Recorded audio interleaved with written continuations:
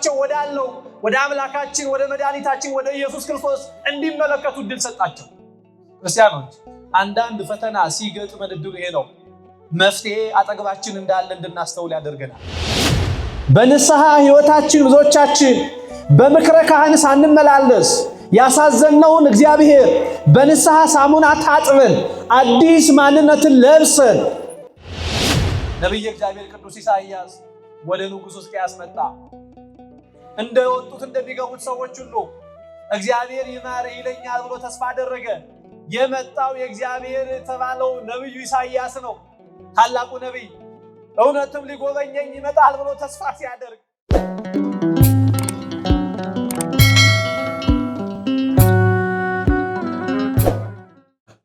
በስመ አብ ወወልድ ወመንፈስ ቅዱስ አሐዱ አምላክ።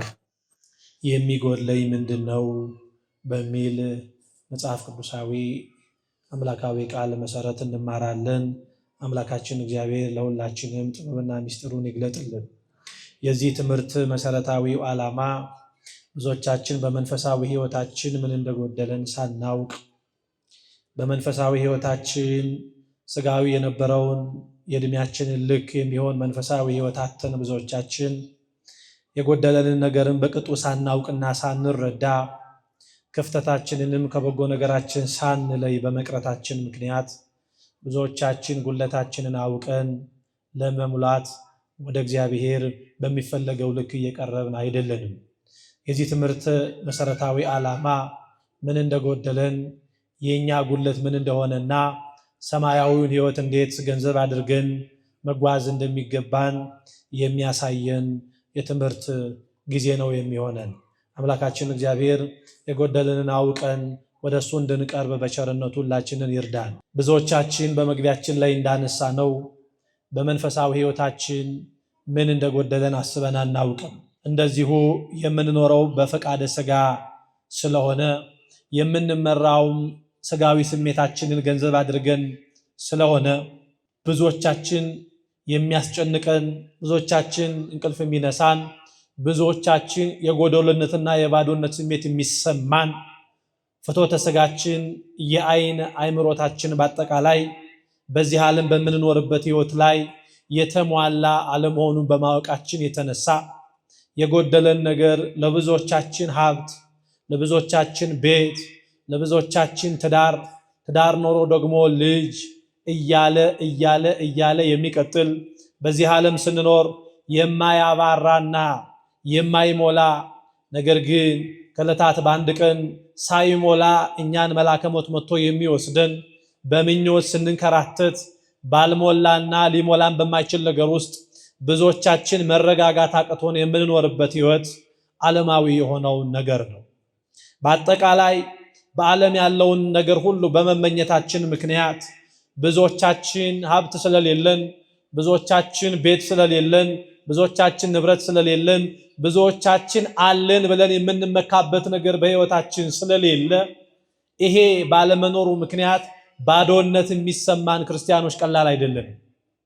ሀብት ስለሌለን እኔማ ባዶ ነኝ የምንል፣ ንብረት ስለሌለኝ እኔማ ምን ከንቱ ነገር ነኝ፣ ምን አንዳች ነገር አለኝ፣ እኔማ ምን በእግዚአብሔር ፊት ሞገስ አግኝቼ እንደ ጓደኞቼ እንደ ቤተሰቦቼ አብረውኝ እንዳደጉ ጓደኞቼ ሞገስ አግኝቼ የምቆምበት ምን አንዳች ነገር አለኝ ብለን የምንጨነቅ ቀላል ክርስቲያኖች አይደለንም። ኑሯችን ከእጅ ወደ አፍ እስከሆነው በብዙ እስከሚቆጠር በዚህ ዓለም በብዙ ነገር ተባርከናል ብለን እስከምናስበው ድረስ በአጠቃላይ ብዙዎቻችን የምናዳምጠው የሥጋችንን ፍላጎት ነው።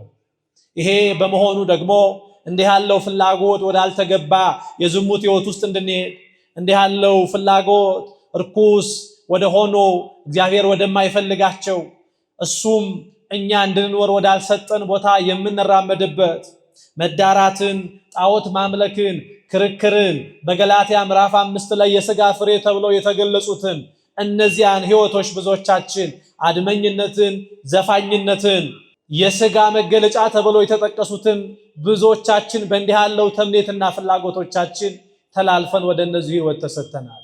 ወደ እነዚህ ሕይወት የተሰጠንበት ዋነኛው ምክንያት ብዙዎቻችን ጎደለን ብለን የምናስበው የዚህ ዓለም ነገር ነው። ቤት የሌለው ሰው ጉድለቱን የሚመለከተው እግዚአብሔር በመውጣቴ በመውረዴ ምክንያት የልቦናዬን መሻት ይፈጽምልኛል ብሎ ከእምነት ይልቅ ቤት ያለውን ወዳጁን በማየት እኔማ ለእግዚአብሔር ምንም እንኳን አይደለሁም፣ ከጓደኛዬ ከዘመዴ ያሳነሰኝ አብሮኝ ከተማሩ ሰዎች መካከል ብቸኛ የሆንኩ እስክመስል ድረስ ብዙዎቻችን የዚህ ዓለምን ስጋዊ የሆነው ነገር ሙሌት ሆኖ በሕይወታችን ባሰላነው ስሌት ውስጥ ያስቀመጥነው የጭንቅላታችን ውጤት ያንን መሆን ባለመቻሉ ምክንያት ብዙዎቻችን የጎደለን የሚመስለን ስጋዊ ነገር ነው። እንዲህ ያሉት የስጋዊ መነሻ ምክንያቶች ወደ አልተፈለገ ተደጋጋሚ ወደሚጥሉን የስጋ መገለጫ ብለን ቅድም ስላነሳናቸው ወደ አልተፈለገ ህይወት አሳልፈው ብዙዎቻችንን ሰጥተውናል። ወደዚህ ያለ ህይወት ውስጥ ብዙዎቻችን የገባነው በልቦናችን ያስቀመጥነው ስጋዊ የሆነ የባዶነት ስሜት ነው። አብዛኞቻችን እንደምታውቁት ለእግዚአብሔር ያለን ክብር እሱ አባት ሆኖ በሚሰጠን እኛ ደግሞ ልጅ ሆነን በምንቀበለው በእንዲህ ያለ በመስጠትና በመቀበል ላይ የተመረኮዘ ከሆነ ለብዙዎቻችን ሰነባብቷል።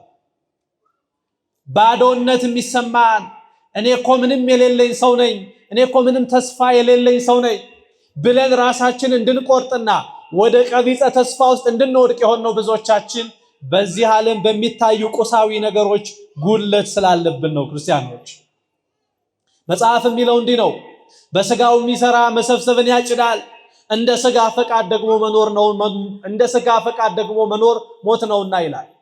በዚህ ምድር ሰው እንደ ስጋ ሲኖር የሚያጋጥመው የመጨረሻው ሞት ሁለት ነው። አንደኛው ሞት መቼም እንደምታውቁት ሰው ሁሉ የሚሞተው ሞት ነው።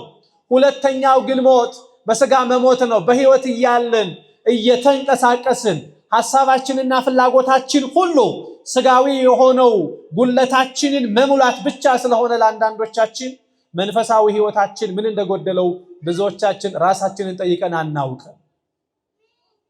ምን ጎደላችሁ ምን ልምላላችሁ ተብለን ብንጠየቅ የብዙዎቻችን ጥያቄ እንዲሟላልን መልስ የምንሰጠው ስለ ስጋዊ ህይወታችን ብቻ ነው። ክርስቲያኖች ስለ ኑሯችን፣ ስለ ውጣ ውረዳችን፣ ስለምናከናቸው ሀብት፣ ስለምንኖረው ኑሮ፣ ስለምንለብሰው የተሻለ ልብስ፣ ስለምንነዳው መኪና በዚህ ዓለም በአይምሯችን ውስጥ ቦታ ይዘዋል ብለን ስለምናስባቸው ነገሮች ነው ብዙዎቻችን ጉድለታችን ሙሌት እንዲያገኙ የምንፈልገው። ለዚህ ነው እንደ ስጋ ፈቃድ መኖር፣ እንደ ስጋ ፈቃድ በመኖር ደግሞ የሚመጣው እንዲህ ያለው ጠንቅ የእግዚአብሔር ቁጣ በማይታዘዙ ልጆች ላይ ይመጣል እንደሚል መጽሐፍ። መንፈሳዊ ህይወታችን ምን እንደጎደለው፣ ከእግዚአብሔር ጋር ያለን ግንኙነት ምን አይነት ጉድለት እንዳለው ብዙዎቻችን ራሳችንን ጠይቀን አናውቅም። የጸሎት ህይወታችን እንደ እድሜያችን ልክ ቀጥ ብሎ ማደግ ያልቻለበት ምክንያት፣ የቅዳሴ ህይወታችን ወደ ቅዱስ ሥጋውና ወደ ክቡር ደሙ እያደገ የሚሄድበት ምክንያት ለብዙዎቻችን የጉድለታችን ምልክት አይደለም። እግሮቻችን ለኪዳን እየሮጡ አለመምጣታቸው ለብዙዎቻችን ጉድለት አይደለም። ክርስቲያኖች በጸሎታችን ከአንዱ እርከን እያደግን መሄዳችን፣ በእድሜያችንም ልክ በጸሎታችን ልክ ያቀረብነውን ጸሎት እግዚአብሔር ፊት ቀርቦ የለመነው ልመና መልስ ይዞልን እንዳልመጣ ምን አይነት በጸሎቴ መካከል ጉድለት እንዳለብኝ ብለን ብዙዎቻችን ራሳችንን ጠይቀን አናውቅም። በንስሐ ህይወታችን ብዙዎቻችን በምክረ ካህን ሳንመላለስ ያሳዘነውን እግዚአብሔር በንስሐ ሳሙና ታጥበን አዲስ ማንነትን ለብሰን እሱ ፊት በእንዲህ ያለው ህይወት ለመቅረብ ብዙዎቻችን ጉድለታችንን ፈትሸነው አናውቅም። ለምን ይመስላችኋል? የብዙዎቻችን ጉድለት ስጋዊ ጉድለት ስለሆነ ነው። እንደ ጎደለ የሚሰማን እናደርገዋለን ብለን ያሰብነው የዚህ ዓለም ጉዳይ፣ እንፈጽመዋለን ብለን የተዘጋጀንበት የዚህ ዓለም ጉዳይ፣ ይከናወናል ብለን በጭንቅላታችን ቦታ የሰጠናቸው ጉዳይ መንፈሳዊ ህይወቶቻችን አይደሉም የብዙዎቻችን።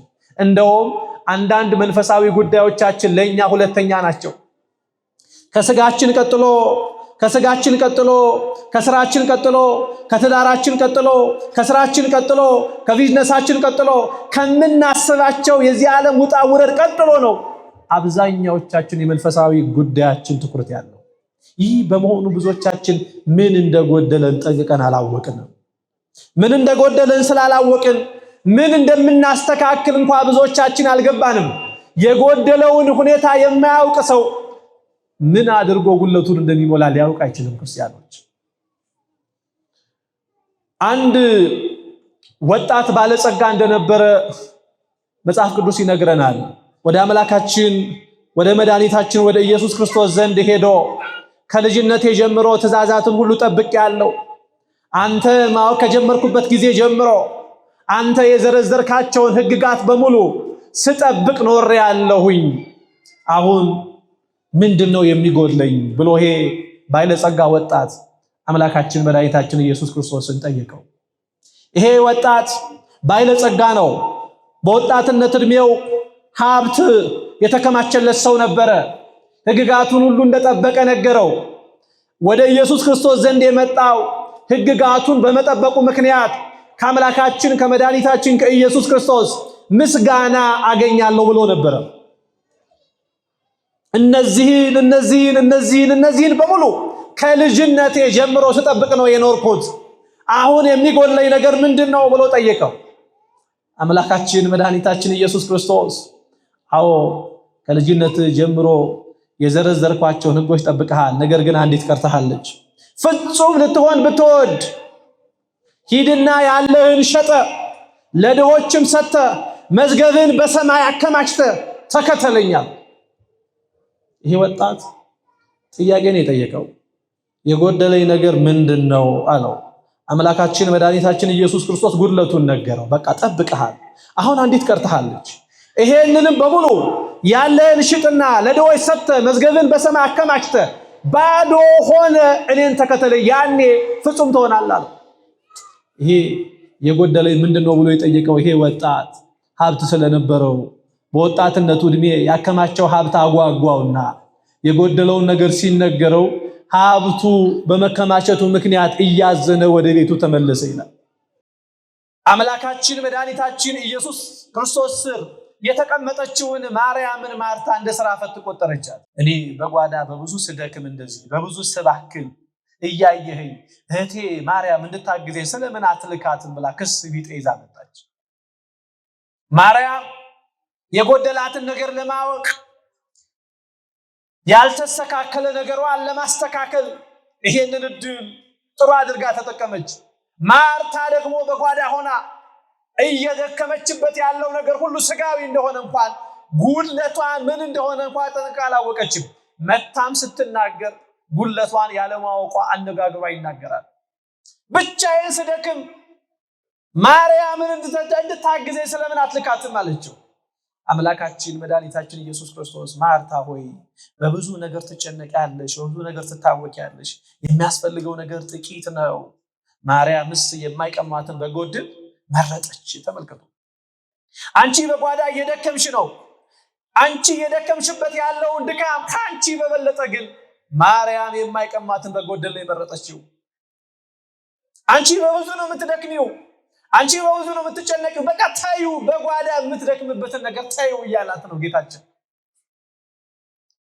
የእሱን ቃል እየሰማች በጓዳ ያላትን ነገር ትታ መታ እሱ እግር ስር ቁጭ ብላ ማርታ የጎደላትን ነገር ለመፈለግ አልፈለገችም። እንደውም በጓዳ ረጅሙን ሰዓት ፈጀችው። ማርያም በቃለ እግዚአብሔር መስታወትነት ቁጭ ብላ ራሷን አየች። ቃሉን ስትሰማ የጎደላት ነገር ምን እንደሆነ አወቀች።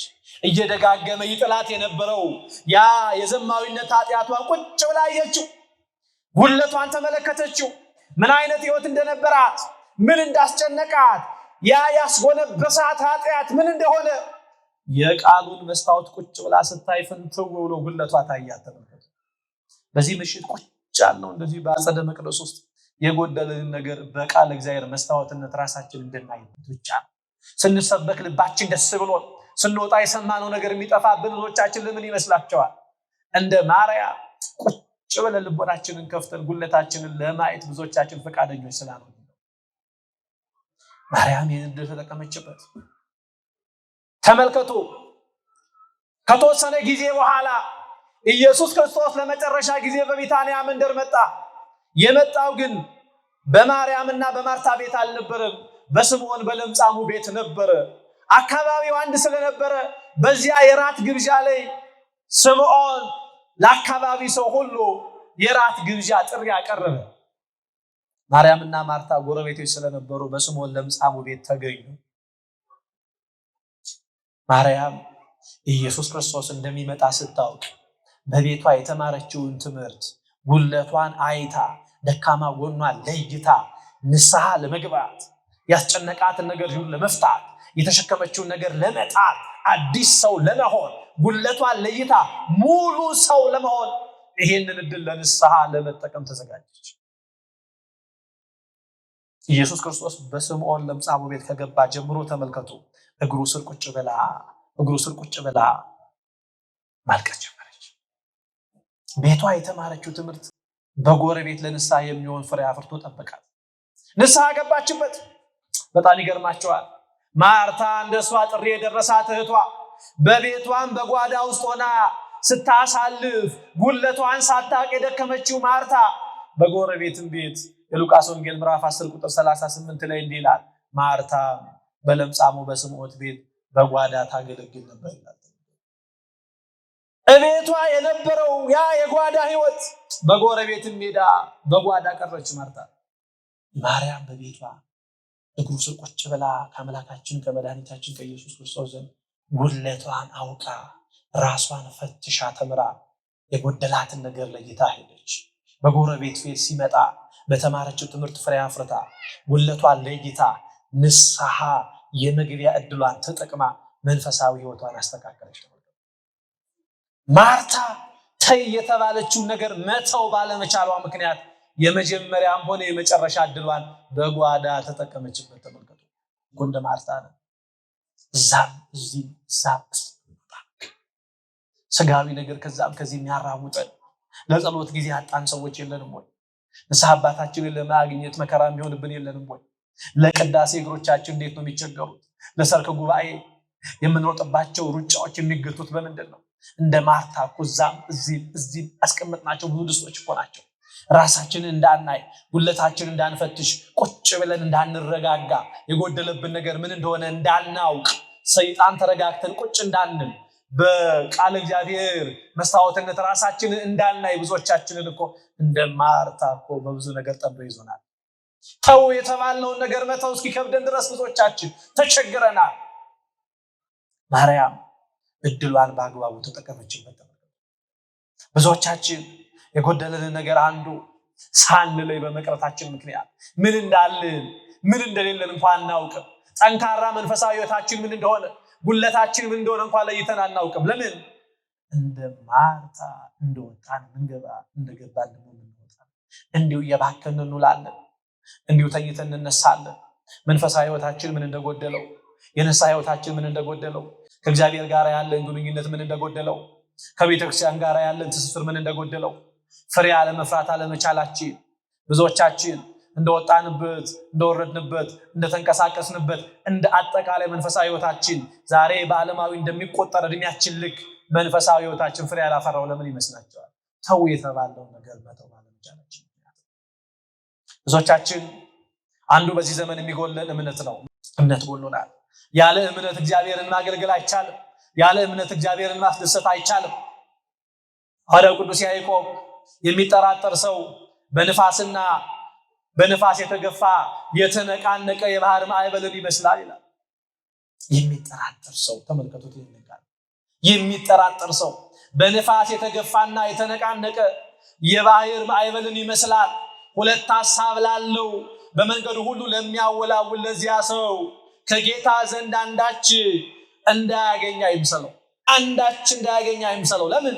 በሁለት ሐሳብ ላለ እያነከሰ ለመሄድ አንድ እግሩ ውጪ አንድ እግሩ ውስጥ ላለ፣ አንድ እግሩ ዝማሬ ላይ አንድ እግሩ ዘፈን ላይ ላለ፣ አንድ እግሩ ጽድቅ ላይ አንድ እግሩ ደግሞ የዓለም ምናምንት የሆነው ነገር ላይ ሁለት ሐሳብ ተክሎ ላለ ለዚያ ሰው ወየው ከጌታ ዘንድ አንዳች የሚያገኝ አይምሰለው ያለው ለዚያ። ብዙዎቻችን በእምነታችን ጉድለት ምክንያት ከእግዚአብሔር ጋር ያለን ግንኙነት በጥርጥር ውስጥ የተመለከተ ነው። በሚሰጠን ልክ ነው እምነታችን በሱ ላይ። አንዳንድ ጉዳዮቻችንን ሲያዘገይብን በሱ ላይ ያለን እምነት ጥርጣሬ ውስጥ ይገባል። አንዳንድ ጊዜ ፈተና ሲያጋጥመን፣ አንዳንድ ጊዜ ማዕበል ወጀቡ ከፊት ከኋላ ሆኖ ሲያማታ፣ አንዳንድ ጊዜ ያልጠበቅናቸው ፈተናዎች በሕይወታችን ሲደራረቡ እግዚአብሔር ዝም የሚልበት ጊዜ አለ። የእኛን እምነት ይለካ ዘንድ፣ የእኛ እምነት ይገለጽ ዘንድ፣ እኛ በሱ ላይ ያለንን አመኔታ ግልጽ እንድናደርግለት፣ መታመናችንን እንድናሳይበት፣ በሱ ላይ ያለንን ፍቅር የምንገልጥበት እንዲሆን አንዳንድ ጊዜ ዝም ሊል ይችላል እግዚአብሔር። በትንቢተ ኢሳይያስ ምዕራፍ 38 ላይ ያንን ንጉሥ ሕዝቅያስን ታስታውሱታላችሁ። ይሄ ሰው ንጉሥ ነው፣ ሁሉ ነገር የተሟላለት። ነገር ግን ከዕለታት በአንድ ቀን በበሽታ ተያዘና ባልጋ ላይ ዋለ። እንደምታውቁት ባልጋ ላይ በበሽታ ተይዞ የተኛ ሰው ህመሙን የሰው አይን ያውቀዋል። በወጣ በገባ ቁጥር እግዚአብሔር ይማረህ የሚለውን ተስፋ ይዞ የተኛው ሰው ነብይ እግዚአብሔር ቅዱስ ኢሳይያስ ወደ ንጉሥ ሕዝቅያስ መጣ። እንደወጡት እንደሚገቡት ሰዎች ሁሉ እግዚአብሔር ይማረህ ይለኛል ብሎ ተስፋ አደረገ።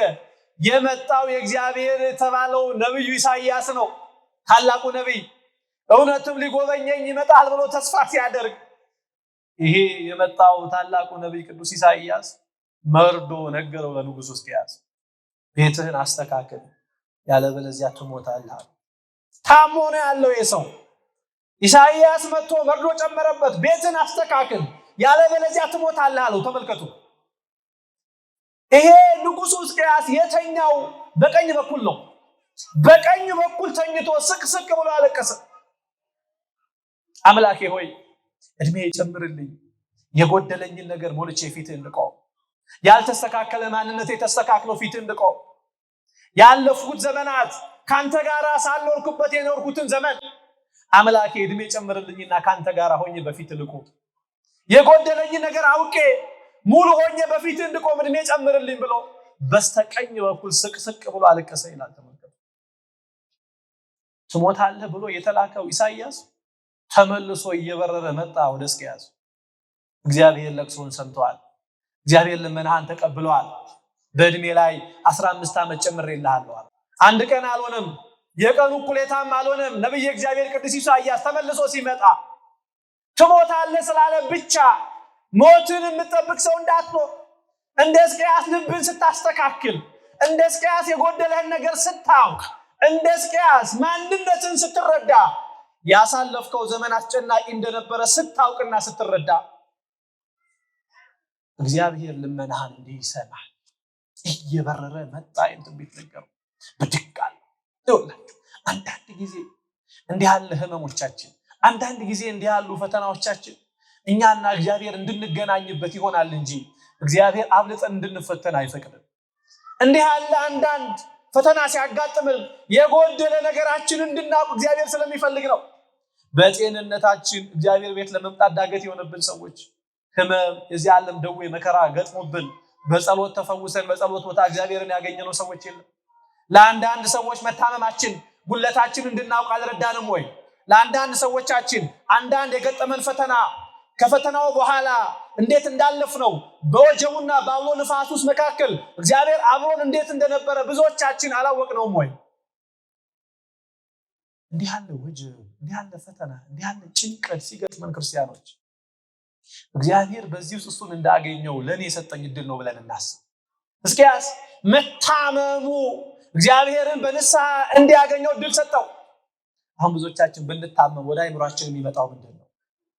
ምነው አምላኬ ወይ እንዲህ ያለ በሽታ ይዤ ስማቅቅ፣ በአልጋ ላይ እንዲሆኜ ስቀመጥ፣ እየወጡ እየገቡ ሌሎች በጤንነት ሲመላለሱ እኔ ያልጋ ቁራኛ ሆንኩ ብለን አይደል ብዙዎቻችን እግዚአብሔር ላይ የምናንጎራጉረው? እንደ ሕዝቅያስ መታመማችንን፣ እንደ ሕዝቅያስ ልባችንን ለማስተካከል፣ እንደ ሕዝቅያስ የንስሐ ዕድሜ እንዲያስጨምርልን የሚሆን እውነት እግዚአብሔር በዚህ መንገድ እኔ ሊባርከኝ፣ በዚህ መንገድ እኔ ሊጎበኘኝ መጥቷል ብለን ብዙዎቻችን እናስባለን። ብዙዎቻችን አናስብ። አንዳንድ ችግሮቻችን የጎደለ ነገራችንን ፍንተው አድርገው እንዲያሳዩ እግዚአብሔር ሊፈቅድ ይችላል። በዚህ በማቴዎስ ወንጌል ምዕራፍ 8 ቁጥር 2 ታስታውሱ ሐዋርያት አምላካችን መድኃኒታችን ኢየሱስ ክርስቶስ በዛ በታንኳይቱ ክፍለኛው ስር ላይ ተኝቶ 12ቱ ሐዋርያት በዛ ማዕበል ላይ እየተጫሙ መሄድ ጀመሩ። ያ ተረጋግቶ የነበረው ያ ውሃ ከተወሰነ ኪሎ ሜትር በኋላ መናወጥ ጀመረ። ጸጥ ያለው ውሃ አቅጣጫውን ከነበረ አቅጣጫውን ከሳተ ንፋስ ጋር ተደባለቀና ማዕበል የሚባለው ነገር ለዛች ለታንኳይቱ ፈተና ሆነባት። ከፊት ከኋላ በግራ በቀኝ ያቺ ታንኳ ትናጥ ጀመረ። ተመልከቱ፣ ትገለባበት ጀመረ። እነዚያ ሐዋርያት አምላካችን መድኃኒታችን ኢየሱስ ክርስቶስ አብሯቸው እንዳለ እስኪረሱ ድረስ ያ ማዕበል አይምሯቸውን እንዲስቱ ከራሳቸው ጋር እንዳይሆኑ አደረጋቸው። ፈተናው ማዕበሉን ብቻ መመልከት ጀመሩ። የመጣውን ፈተና ብቻ ማየት ጀመሩ። አብሯቸው ያጉለታቸውን ሊሞላ አብሯቸው ያለው መድኃኔዓለም ኢየሱስ ክርስቶስ ባህሩን ጸጥ በለው ሲጸጥ ሊል የሚችል በባህሩ ላይ ተራምዶ ያሳያቸውን አምላክ ሐዋርያት ባገኛቸው ፈተና መሰረት አብሯቸው ማን እንደነበረ እስኪረሱ ድረስ ተፈተኑ። ቢሉ በራሳቸው አቅም ያንን ማዕበል ማስተካከል አልተቻላቸውም። ያን ጊዜ እየሮጡ መጡ ወደ ታችኛው ክፍል። ጌታ ሆይ ልንጠፋ ነው፣ ጌታ ሆይ እባክህ አድነን። ተመልከቱ፣ ጌታ ሆይ አድነን ማለት የነበረባቸው ፈተናው ሲመጣ ነበር። በራሳቸው መንገድ የተነሳው ማዕበል ያስተካክሉት ይመስል ተጨንቀው ነበር። በመርከበኛው ክፍል ውስጥ ሆነው ግን ጌታችን ዝም አለ። አያችሁ፣ የሐዋርያት እምነታቸው ይገለጽ ዘንድ ዝም አለ። በሱ ላይ ያላቸውን አመኔታ ይገልጡ ዘንድ ዝም አለ። ለዚህ ነው አንዳንድ ጊዜ ማዕበል የሚመስል በመስሪያ ቤት የሚነሳ በፈተና ቢኖር እግዚአብሔር ዝም ይላል። ለምን? አንተ በእግዚአብሔር ላይ ያለ እምነት እስክትገልጽ ድረስ። በትዳር በመውጣት በመውረድ በማህበራዊ ህይወት አስጨናቂ የሚባለው ማዕበል የሚመስሉ እየኖርክበት ያለውን ህይወት እንደ ታንኳ እንዳትረጋጋ የሚያደርጉ ፈተና መከራ ቢመጣ እንኳን አብሮ ያለው መድኃኔዓለም ዝም ይላል። ለምን? አንተ በፈተና ውስጥ ሆነ በአምላክ ላይ ያለን መታመን እስክትገልጽ ድረስ ይታመናል። ዝም ይላል። ጥሪያቸውን ሰማ። አምላካችን መድኃኒታችን ኢየሱስ ክርስቶስ ማዕበሏን ታንኳይቷን እያናወጣት የነበረውን ማዕበል ሄዶ ውሃውንም ነፋሱንም አልገሰጸውም። መጀመሪያ ዞር ብሎ ወደ ደቀ መዛሙርቱ እነሱን ገሰጻቸው። ከኔ ጋር ሆናችሁ ስለምን ትፈራላችሁ? እናንተ እምነት የጎደላችሁ፣ እኔ አብሬያችሁ እያለሁ በባህሩ ላይ ስራመድ ያያችሁኝ፣ ባህሩን ተነሳ ውጣ ልለው የምችለው እኔ አጠገባችሁ እያለሁ እንዴት ከኔ ጋር ሆናችሁ ትፈራላችሁ? እንዴት ከኔ ጋር ሆናችሁ ትሸበራላችሁ? እንዴት ከኔ ጋር ሆናችሁ ትደነግጣላችሁ? እናንተ እምነት የጎደላችሁ ብሎ ገሰጻቸው። ብዙዎቻችን እንደዚህ አይደለም። አንዳንድ ፈተና ሲገጥም ምንድን ነው የምንለው? እንደው ባመሰገንበት አንደበታችን የምናንጎራጉር፣ በዘመርንበት አንደበታችን አሁንማ በቃኝ የምንል፣ በተመላለሱ እግሮቻችን ምን ከዚህ በኋላ እኔማ ብለን ተስፋ እስክንቆርጥ ድረስ ብዙዎቻችን አልተጨነቅንም ወይ? በቤተ መቅደሱ እየገባን ስናንኳኳ የነበርን ሰዎች የማንኳኳታችን ውጤት ደርሶ በሩ ሲከፈት ማንኳኳታችንን አቁመን ለጠየቅነው ጥያቄ መልስ ያጣን ክርስቲያኖች የለንም እንዴ? እያንኳኳን ቆይተን መጽናት አቅቶ ያንኳኳነውን ጥያቄ ባለቤቱ ሊሰጠን ሲመጣ ብዙዎቻችን ከቆምንበት ቦታ የለን። ለምን? በእምነት መግደል ውስጥ ብዙዎቻችን ተሸርሽረን የኔ ነገር መንገር ብቻ ነው፣ መጮህ ብቻ ነው፣ መቼ ውጤት አለው ብለን ተስፋ የቆረጥንባቸው አንዳንድ ጸሎቶች የሉን? ያዕቆብናቸው አንዳንድ ጸሎቶች የሉን? አንዳንድ ልመናዎቻችን አልተውናቸው? አንዳንድ ጥያቄዎቻችንን ምላሽ የላቸውም ብለን አልተውናቸው? እምነት የጎደላችሁ ይለናል። ክርስቲያኖች፣ እግዚአብሔር ሶስት ነገሮችን በሕይወታችን ያደርጋል። የመጀመሪያው መንገድ ስትለምነው ቶሎ የሚሰጥ ጉዳይ አለ። እስኪ ራሳችሁን ፈትሹ። በጸሎታችሁ መካከል እንደ ለመናችሁ የሰጣችሁ ጉዳይ የለም። እምነት ሊጨምር ሲፈልግ እግዚአብሔር እንደዚህ ነው፣ ቶሎ የምትለምነው ልመና ይሰጣል። አጠገብህ እንዳለ እንድታውቅ እኔ የቅርብ አምላክ ነኝ ያለው አጠገብህ ነኝ። ልመናህን እሰማለሁ፣ የልቦናህን መሻት አውቃለሁ። ስለዚህ እንካ ይልሃል ቶሎ። አንዳንድ ጊዜ ደግሞ ጸሎታችንን ያዘገየዋል። ለምን? እየጠየቅነው ያለነው ጸሎት እንደጠየቅነው ቢሰጠን የምንሸከምበት ትከሻ የለንም። አንዳንዶቻችን ትዕግስት የሚባለው ትከሻ የለንም። ጽናት የሚባለው ትከሻ የለንም። አንዳንዶቻችን ምን እንደለመንን ጭምር ሁሉ ላናውቅ እንችላለን። አንዳንዶቻችን ቢሰጠን ከሱ ፍቅር የምንጠፋ፣ ቢሰጠን ከመቅደሱ የምንጠፋ፣ ቢሰጠን ከቅዳሴው የምንታጎል፣ ቢሰጠን እንደው አድርገውና ከሱ ልጅነት ቆብለን የምንሄድ ስንቶቻችን። ጠባያችንን ስለሚያውቅ ማንነታችንን ስለሚረዳ አንዳንድ ጥያቄያችንን ያዘገየዋል። እምነት እንድንጨምር፣ ትዕግስት እንድንጨምር፣ ከዚያስ ለጠየቅነው ጥያቄ የተገባ እምነቱ ስንገኝ፣ ለጠየቅነው ጥያቄ ጥሩ የማስተዋል ራስን የመግዛት ህይወቱ ስንገኝ አዘግይቶ ይሰጠናል። ሶስተኛው ጭራሽ የጠየቅነውን ጥያቄ ላይሰጠንም ደግሞ ይችላል። ክርስቲያኖች ምን ሊያደርገን ይችላል? ምን ሊያደርገን ይችላል? ላይሰጠን ይችላል። ያችን ሴት ታስታውሷላችሁ? አምላካችን መድኃኒታችን ኢየሱስ ክርስቶስ ይህንን ዓለም ለማዳን በቀራንዮ አደባባይ ላይ ተሰቅዬ ስጋዬን ቆርሼ ደሜን አፍስሼ ይህንን ዓለም አድናለሁ፣ በዚያ በኮረብታው ላይ እነግሳለሁ እያለ ሲያስተምር ያችን ሴት አስታወሳችኋት? 2 ልጆች ነበራት። እነግሳለሁ የሚለውን ብቻ ሰማችና ያቺ ሴት ጌታ ሆይ እባክህ አንተ ልትነግስ በምመጣበት ጊዜ አንዱ ልጄ በቀኝ አንዱ ልጄን በግራ አድርገህ በንግስናው ላይ አብረህ አቁምልኝ አለች። እቺ ሴት ልመናዋ ምን እያለች ነበር? በቀራንዮ አደባባይ ላይ አንተ ስትሰቀል አንዱ ልጄ በቀኝ አንዱ ጊዜ ደግሞ በግራ አብሮ ምን ይበል ይሰቀል ነበር ልመናዋ። ተመልከቱ። አምላካችን መድኃኒታችን ኢየሱስ ክርስቶስ እናንተ የምትለምኑትን የማታውቁ ብሎ ገሰጻቸው ይላል። ምን የምታደርጉትን የምትለምኑትን የማታውቁ። እንዲህ የሆነ ልመናችንን ቢሰማ ኖሮ ብዙዎቻችን እየለመንን እኮ ያለነው አንዳንዶቻችን ሞታችንን ነበር እኮ። አንዳንዶቻችን እኮ እየለመንን ያለነው ከፍቅር ልውጣ ከቤት ልራቅ የሚል እኮ ነው አንዳንዶቻችን ጸሎት። ብዙዎቻችን አንዳንድ ነገራችንን ስለከለከለብን ነው ዛሬ በሃይማኖት የቆምነው። የጠየቅነው ሁሉ ቢሰጠን ዛሬ ለእግዚአብሔር ያለን ፍቅር ከዓለም ፍቅር ጋር እኩል የሚተካከል አይደለም። ብዙዎቻችን ሊያዘገይ ይችላል እምነታችን እንድንገልጥ። ያሁላ ማዕበል ሲነሳ በታንኳይቱ ዝም ያለው ለምን ይመስላችኋል? የሐዋርያት እምነት እንዲለካ ነው። በሱ ላይ ያላቸው እምነት እንዲለካ ነው። ለዚህ ነው ገሰጻቸው የሚለው። እናንተ እምነት የጎደላችሁ ከኔ ጋር ሆናችሁ ስለምን ትፈራላችሁ? እምነት የላችሁም እንዴ ብሎ ገሰጻቸው ይላል። ታንኳይቱ ቤተክርስቲያን ነች። በታንኳይቱ ላይ የነበረው ያ ባህር ያለ ምሳሌ ነው። ደቀ መዛሙርቱ የኔና የእናንተ የክርስቲያኖች ምሳሌ ናቸው። ቤተክርስቲያን በዓለም ላይ ነው የምትኖረው። በዓለም ሳለች ባህር ከመናወጥ መቼም እንደማይጠፋ ሁሉ በዓለም ላይ ያለች እቺ ተጋዳዋ ቤተክርስቲያን በዓለም እስካለች ድረስ ፈተና አለባት። እንደዚሁ ሞገዱ እየተነሳ ንፋሱ እየተነቃነቀ አንድ ጊዜ እቺ ታንኳይቱ ቅድስት ቤተክርስቲያን እንደው ለመገልበጥ ወደፊት ወደኋላ እንዲህ ያለ ጽኑ የሆነ መከራ ሊመጣ ይችላል።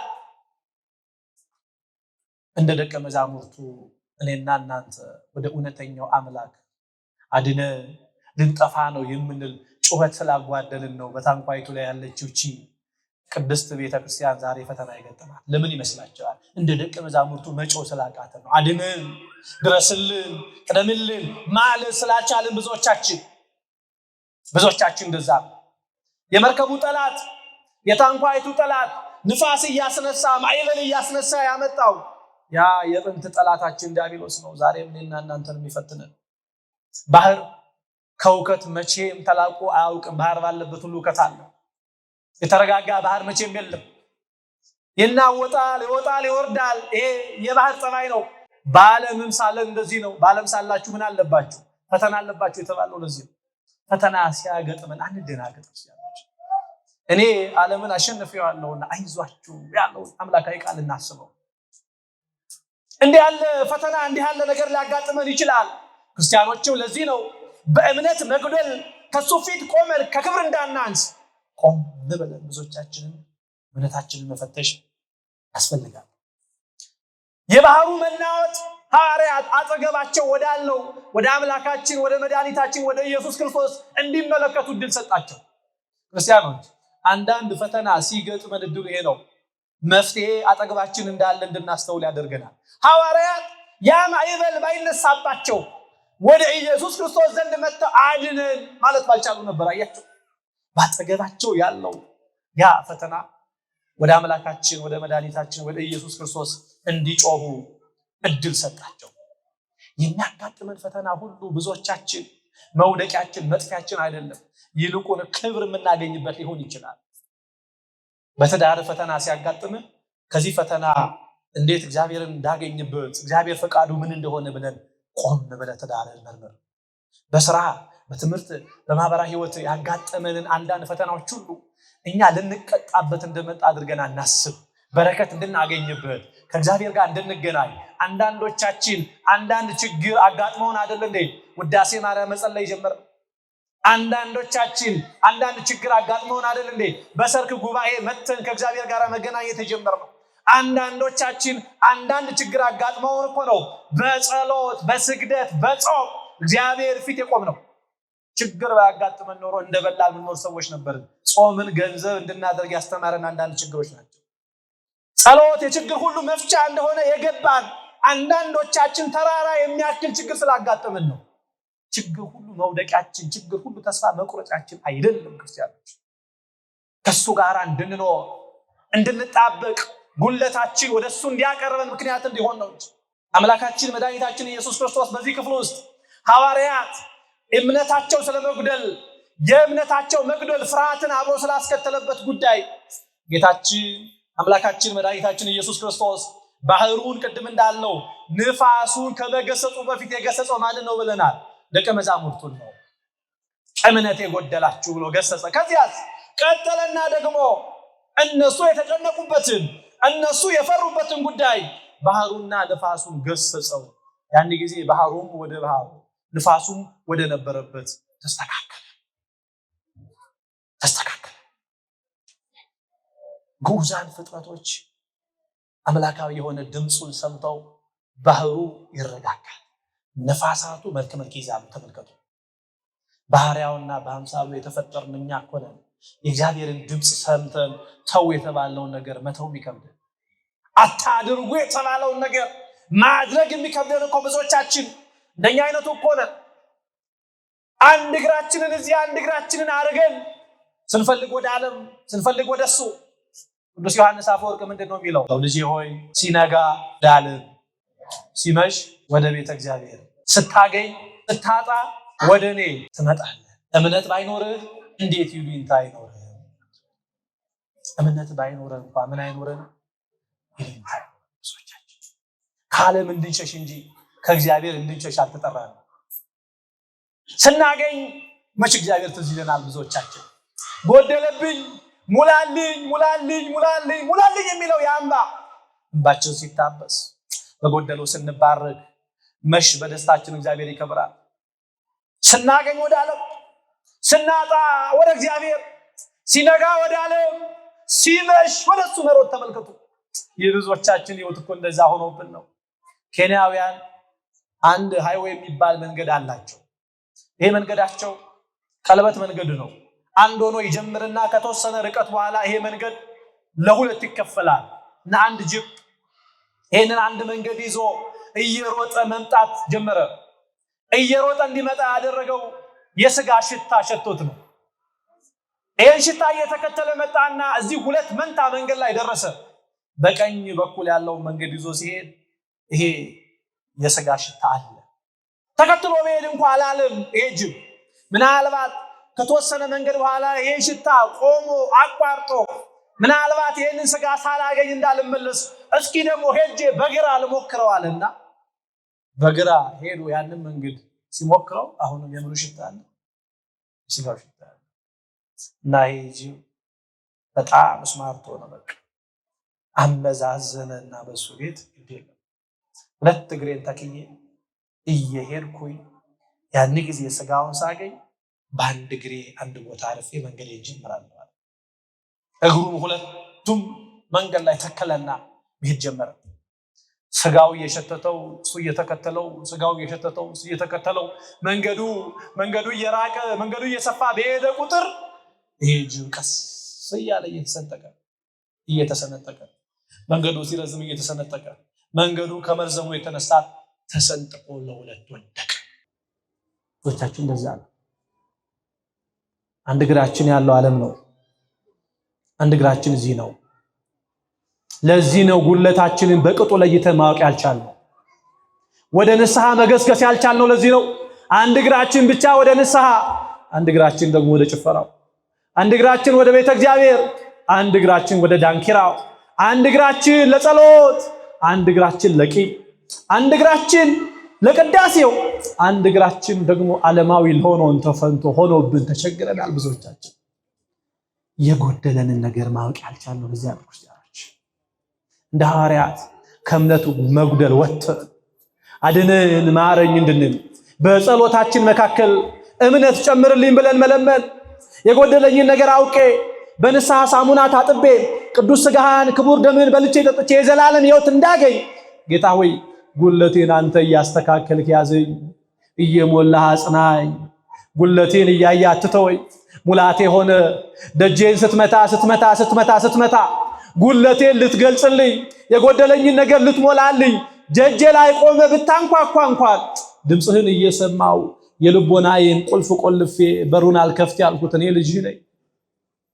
በርን ከፍተው ካንተ ጋራ ሥጋህን ከበሉት ካንተ ጋራ ደምን ከጠጡት ጋራ አብረህ ቁጠረኝ ብለን መለመን ይጠበቅብናል። ክርስቲያኖች ሁለታችንን አውቀን ወደ ካህናት አባቶቻችን ቀርበን ቅዱስ ሥጋውን በልተን ክቡር ደሙን ጠጥተን የዘላለም ሕይወት እንድናገኝ አምላካችን እግዚአብሔር በቸርነቱ ሁላችንን ይርዳን፣ ይቆየን። የጎደለኝ ምንድነው?